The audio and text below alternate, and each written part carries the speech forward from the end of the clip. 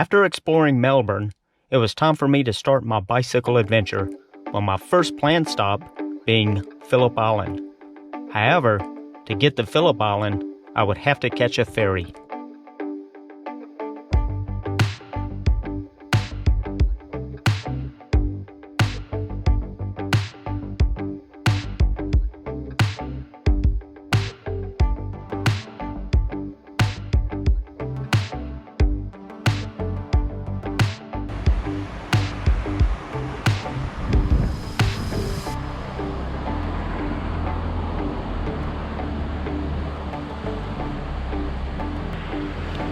I'm supposed to be at the ferry at about 2:35. I think that's when it sails. Right now I'm projected to get there about 2:53. Means I'm gonna miss it. But there's another one at 4:35. There's a strong headwind. Regardless of which way I turn, I've got a headwind, and it's very strong today. Probably about 25-mile-per-hour winds at times. And that is really slowing me down, especially with this bike, which weighs about 60 pounds with the gear that I've got. Taking a quick break here, watching the kite surfers. Back on the bike I need to get. Maybe if I get a tailwind, I'll make it to the ferry on time. Otherwise, it's the 4:35. I certainly cannot miss that because that's the last ferry, and my hotel is on the other side at Phillip Island, or Phillip Island. Anyway, let me get going.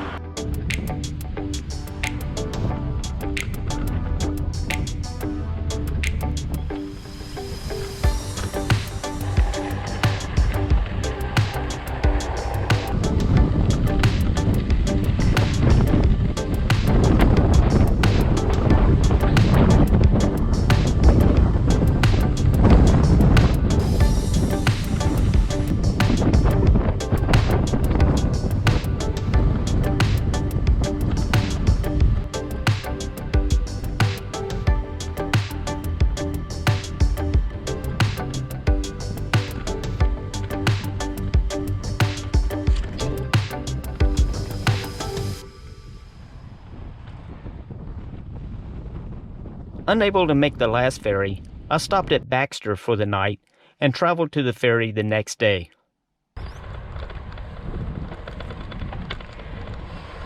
As the strong winds continued, the 45-minute ferry ride was certainly exciting in choppy waters. But I finally made it to Phillip Island.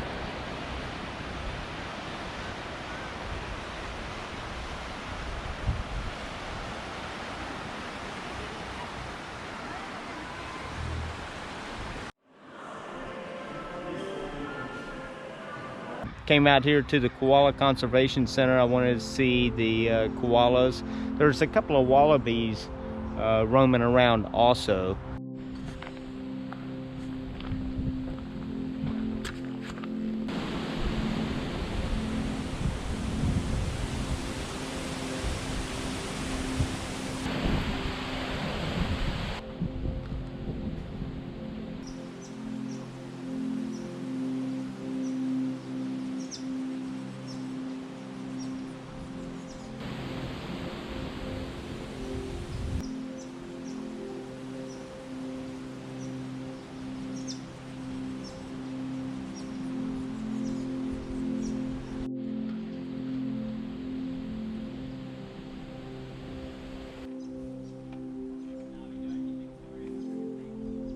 It's a very nice, enjoyable place to come out. It cost about $7 to get in, so not that much, but there's maybe, I don't know, about 10 acres here, maybe less. It's not a large area, easy to walk around.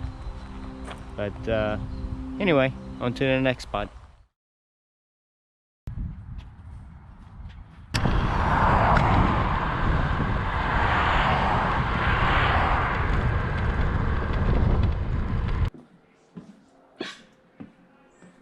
So this is my Airbnb at Inverloch.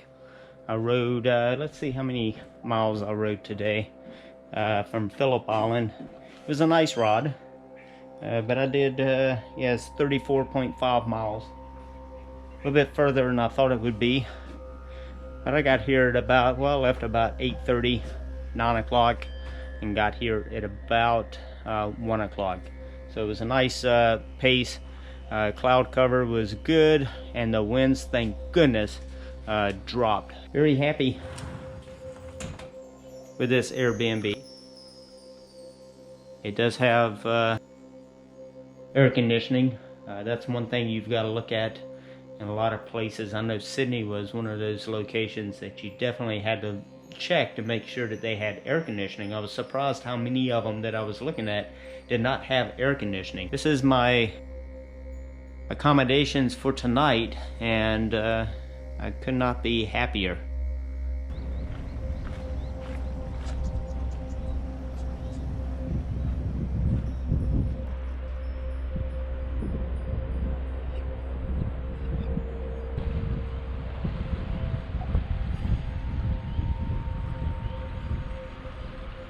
So this is the beach at Inverloch.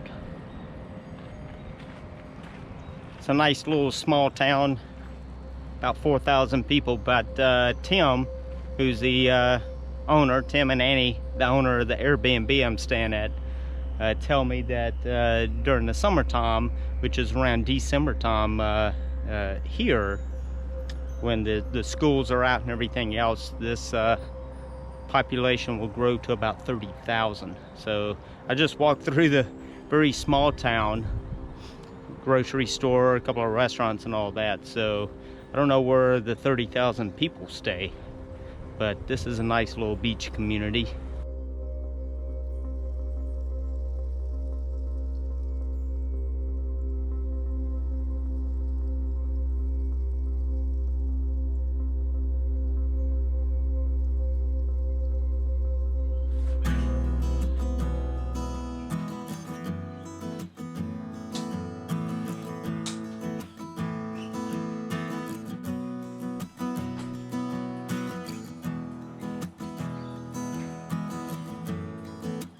Alright, so I'm going to hit my first dirt road.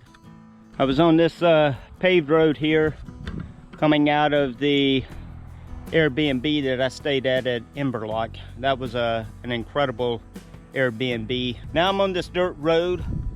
I will be going on this for probably about 5 miles. And then it hits the next road, and I'm not sure whether or not that's gravel or paved. This is eventually going to take me to a railing trail, which is gravel. I do see a big hill up here I'm gonna have to climb. I've got the gears to be able to do it, but I've got to watch out. I know when I turned on this road, this loose gravel, especially on the sides, with the weight on the front tires, can definitely slide out. So I've got to figure out how to ride this bike on dirt now. But this road coming from Inverloch was not the best, almost no shoulder, but the good thing is very little traffic. There was one big truck that came by, so I'm glad I'm not on that road anymore. But I've got about 4.5 hours more of travel today. It's extremely humid, but thank goodness it's overcast and there's a nice breeze, and it's probably about 72, 73 degrees. So although it's sticky and I feel damp, at least it's not 90 degrees. So anyway, not looking forward to that hill, but I am looking forward to moving on and getting to the next stop. Well, you know how Google Maps can sometimes take you down the wrong road, and sometimes to a dead end? Well, that's just what happened to me. It brought me down this dirt road, which has some serious hills, to this section here, and then the road, which is supposed to go through there for no more than a half a mile to get me on the paved road. That road doesn't exist anymore. It may never have existed, who knows. I'm up in farmland, lots of cattle up here, and a lot of flies, which are irritating. Thank goodness they're not biting. but they certainly are irritating. But I do have glasses on, keeping them out of my eyes. But man, I just spent a lot of energy climbing a lot of hills on a dirt road in the granny gears, only to have to turn around, climb up those hills again to get back on a road that I didn't like, and probably ride another 10 miles to get to the road that is probably no more than a half a mile that way. But I've got no choice. Man. Well, at least I got plenty of time to get there. But I did not want to hit a dead end, not today. All right, gotta start pedaling. So I'm almost back on the main road. Just gotta go down this hill. Just wanted to show you this hill. But down, you can see the water. Hopefully you can see the water.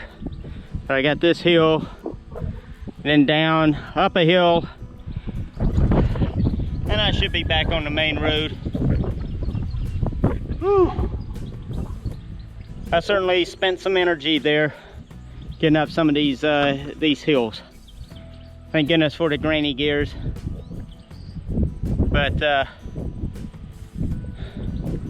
you think 29 gears is enough? I think they should have put a few more on this. Anyway, gotta get pedaling. There and then there. Well, I thought going down the wrong road was the big issue for today. But I got a flat tire. Coming down that hill. I do have another inner tube, but man, changing it, it's just gonna be a pain. An absolute pain. But what can I do? Just gotta get done. After about 40 minutes, I finally got this tire fixed. The inner tube looks like it just split. Maybe I was going a little too fast on this road, and with the weight, maybe it just the seam or something just popped. But there's a little, I could find the where it popped on the inner tube. I kept the inner tube. There's some tricks I can use in case this one pops, because this is my last inner tube. I only brought one extra. Now I'm wishing that I had two, because these towns that I'm going through, I don't know if they have bike shops. I will be checking though, because I definitely want to buy another inner tube. I've got a long ways to go, so to have another flat would be a disaster. But about 40 minutes to get the tire off and to break the bead on the tire, get the inner tube out, replace the inner tube, reseat the bead on the tire, and then get it back. And of course it's the back tire, which is always the pain, because you got the gears back there that you have to work with. So got a little greasy, but I've got the rag. I was able to wipe my hands off a little bit. And of course the wind has picked back up again, and I'm sure it will be right in my face. It's a little after 1 o'clock right now. I've got probably about 4.5 hours of pedaling to do, and it will be much longer than that if this wind is in my face. So well, all I can do is start pedaling. I'll eventually get to the hotel. I'm feeling a little bit of rain on my face right now. As long as it's a little bit of rain, that's fine. But I think first I'm gonna eat a sandwich and then start pedaling. But I really wish this wind would go away, or be at my back. Boy, that would be wonderful. But instead it's right in my face.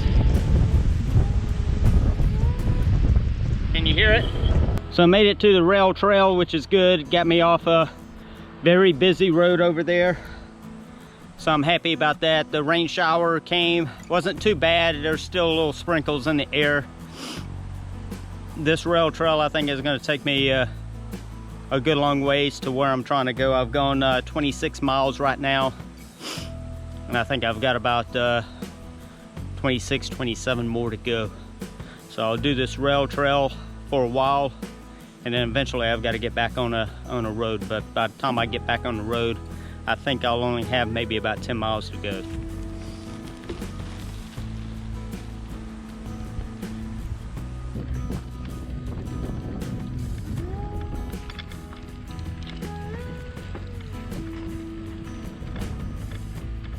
But the rain returned, and with daylight fading, I decided to stop and spend the night in the small town of Tora. With rain forecast through the week, good weather forecasted for Sydney and the East Coast, and a concern with continuing on my current planned route that would eventually lead me through areas ravaged by forest fires, I decided to cycle to the town of Morwell, catch a train to Melbourne, and then take the train back to Sydney. Although everything did not go as planned on this portion of my bicycling adventure, rarely in life does everything go as planned. But I believe you have to keep a positive attitude, learn from mistakes, and make the most of the days given to us. I know I will look back on these 205 miles traveled with a smile on my face. Good morning to you. First to the deadly train tragedy north of Melbourne, where passengers have described the terrifying moment their carriages came off the tracks. We have extensive coverage from our reporters on the ground.